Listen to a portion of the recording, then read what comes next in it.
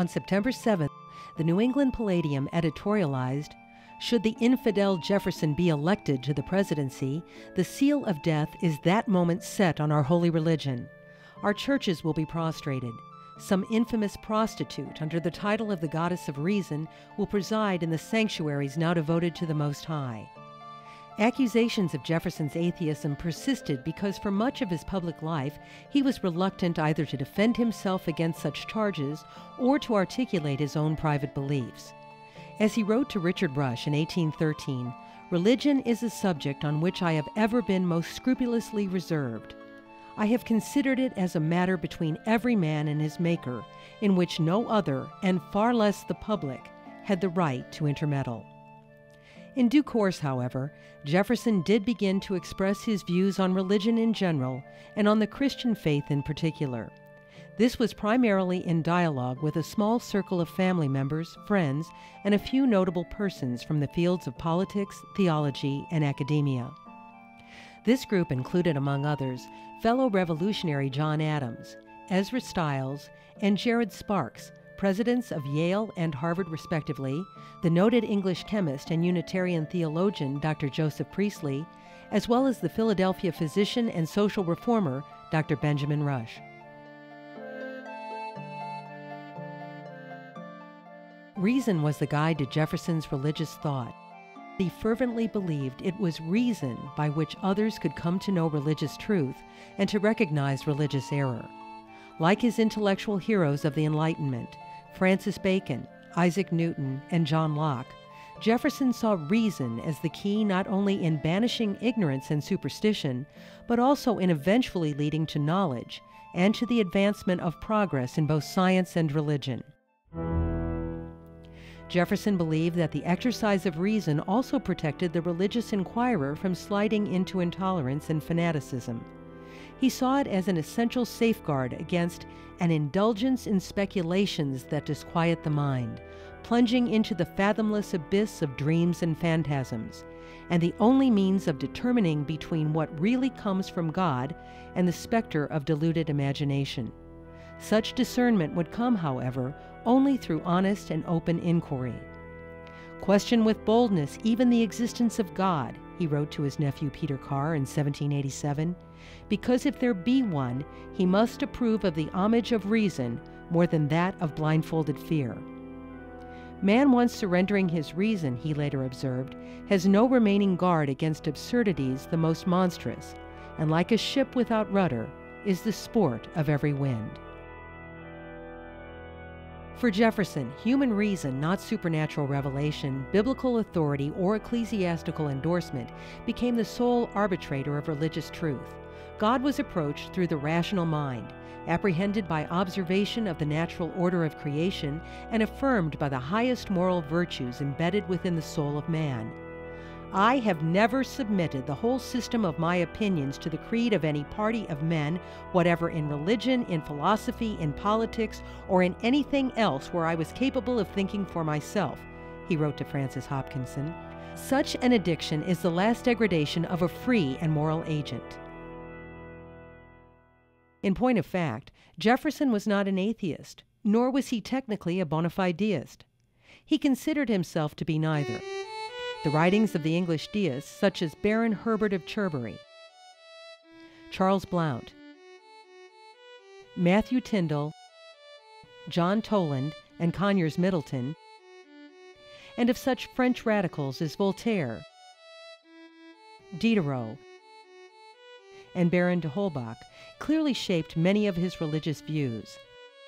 However, Jefferson freely adapted these ideas to suit himself. He absorbed them, along with his readings in Roman Stoicism, Epicureanism, and the Bible, as well as his enduring interest in the life and ministry of Jesus, and combined these ideas with numerous scientific observations drawn from his own personal experience.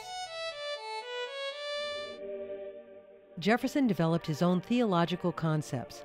They included belief in a God of providence, belief in a God of justice, and belief in a God whose creative handiwork could be seen both in nature and in the higher qualities of humankind.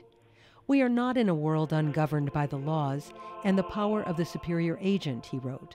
Our efforts are in His hands and directed by it, and He will give them their effect in His own time. For Jefferson, reliance on the undergirding power of the deity was essential for a society and a government to function properly. He affirmed on more than one occasion that such a reliance formed the very foundation from which both morality and personal liberty arise. "I have trust in Him who made us what we are," he wrote, "and knows it was not His plan to make us always unerring. He has formed us moral agents, that we may promote the happiness of those with whom He has placed us in society, by acting honestly towards all, benevolently to those who fall within our way, respecting sacredly their rights, bodily and mental, and cherishing especially their freedom of conscience as we value our own." Though certainly not blinded to mankind's potential for error and evil, Jefferson nonetheless trusted that the common people would be capable of governing themselves. After all, God had bestowed upon them a certain innate wisdom and judgment. "We hold these truths to be self-evident," he famously wrote in 1776. Jefferson had little patience for ecclesiastical creeds or dogma. He preferred to see value in religious belief only so long as it produced an honest life, for it was in our lives and not from our words that our religion must be read. His fundamental principle, he declared, would be the reverse of John Calvin's. He considered that we are to be saved by our good works, which are within our power, and not by our faith, which is not within our power. The writings of Henry St. John, Viscount Bolingbroke, a Tory political leader and prolific man of letters, had considerable influence on Jefferson's religious views. He scrupulously wrote down many of Bolingbroke's rationalistic criticisms of orthodoxy and revealed religion in his literary commonplace book.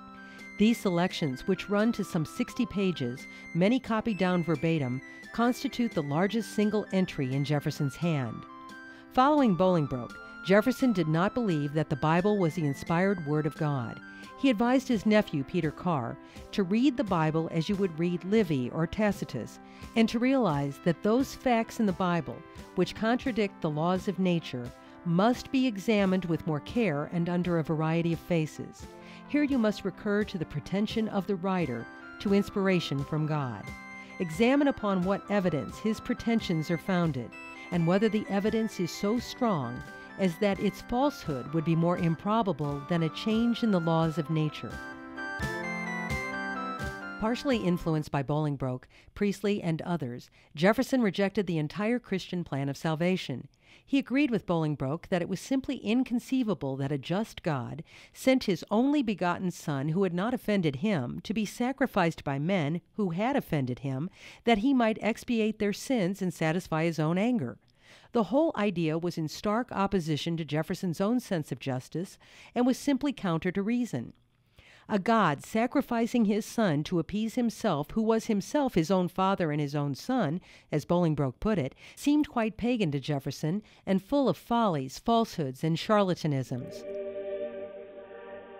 Jefferson was also led to reject the Christian doctrine of the Trinity. This he referred to as unintelligible proposition of Platonic mysticisms that three are one, and one is three, and yet one is not three, and the three are not one. He concluded after studying the Creed of Athanasius, as found in the Anglican Book of Common Prayer, that the entire Trinitarian dogma was incomprehensible, unintelligible, and insane.